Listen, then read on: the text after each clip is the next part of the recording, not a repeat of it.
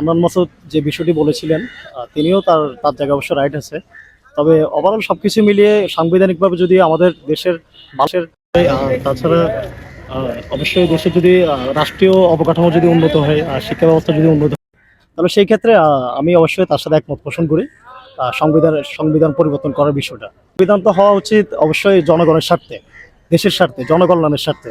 আর একটা দেশে অবশ্যই রাষ্ট্রীয় অবকাঠামো উন্নত কিংবা শিক্ষা ব্যবস্থা উন্নত করা, আর হচ্ছে মানুষের শ্রমজীবী যে মেহনতি মানুষটা আছে, তো তাদের কথা চিন্তা করে। আমাদের দেশের প্রায় 90% কিংবা 95% মানুষই সংবিধান সম্পর্কে পরিপূর্ণভাবে জানে না।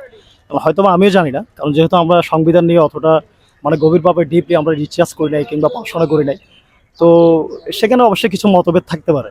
শেখ হাসিনা সরকারের আমলে 72-এর সংবিধানে হয়তো অনেক কিছু অ্যাড করা হয়েছে, আর নতুন করে সংবিধানে অনেক লিপি অ্যাড করা হয়েছে, বা অনেক কিছু অনেক অনেক নতুন করে যে আইনের যে ধারাবাহিকতা সেই বিষয়গুলো এখানে অ্যাড করা হয়েছে।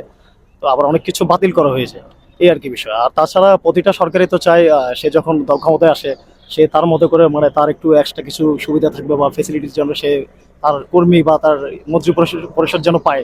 তো সেই ক্ষেত্রে তারা তাদের মতোই চিন্তা করবে। জুলাই সনদের যে বিষয়টা হচ্ছে সেটা অবশ্যই আমরা জানি, দেশে সবার মতামতের ভিত্তিতে একটা নির্বাচন হয়েছে। আর আন্দোলনের প্রেক্ষিতে শেখ হাসিনার সরকার অবশ্যই এখন নাই বর্তমানে।